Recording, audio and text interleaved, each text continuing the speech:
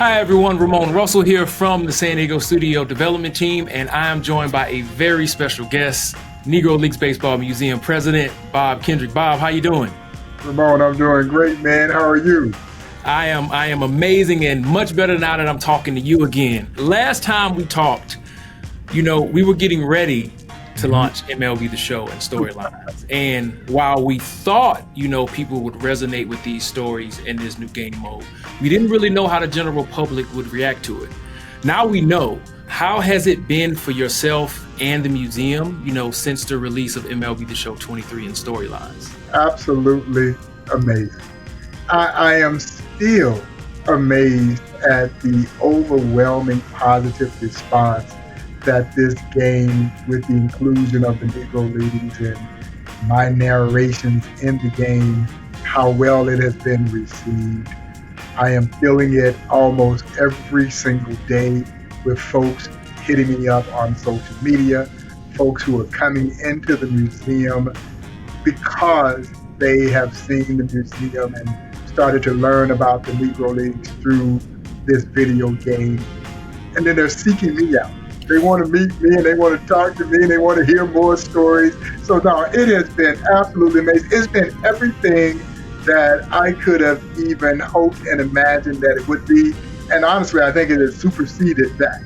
A few short weeks ago, the Negro Leagues Baseball Museum announced a groundbreaking, very special project, the fundraising campaign to build a brand new, state-of-the-art, 30,000 square foot Negro Leagues Baseball Museum campus. Can you talk about that a little bit?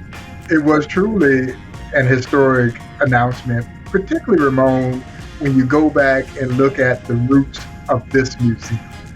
A museum, man, that started in a little tiny one-room office in 1990 with guys led by the late, great Buck O'Neill and other local Negro Leaguers who were with us at that time. Sad to say they've all passed on, where they literally took turns paying the monthly rent to keep the little office open. And that fueled our dreams to build a Negro Leagues Baseball Museum, our current home, which we moved into in November of 1997. So we're as grassroots an organization as you will ever encounter. And here we are now dreaming out loud about the possibilities of building a brand new home for the Negro Leagues Baseball Museum, an international headquarters for both Black baseball and social history. And as you mentioned, a Negro Leagues campus, because as you well know, the new facility will be built adjacent to the Paseo YMCA. And it was in that very building on February 13, 1920, that Andrew Root Foster led a group of 8 independent Black baseball team owners into a meeting in that historic landmark. And when they walked out, they had established the Negro National League, the first successful organized Black baseball league. Yeah, for me personally, I'm so happy that the new museum is being built, like you said, adjacent to the famous Paseo YMCA, where this all started. There's just so much history there, and that's where the museum should be. If you've been playing MLB The Show, if you're a fan of ours, you probably know that every collector's edition that we sell in the United States will be donating $1 to the Negro Leagues Baseball Museum through the end of this year. But what we also wanted to do was, since our fans have grown to love you and these stories so much, we wanted to give our fans another opportunity to really help drive meaningful change. And meaningful change for historic institutions, for charitable organizations, for nonprofits like the Negro Leagues Baseball Museum, they need money. And the museum also needs money because this is a really, really big fundraising campaign.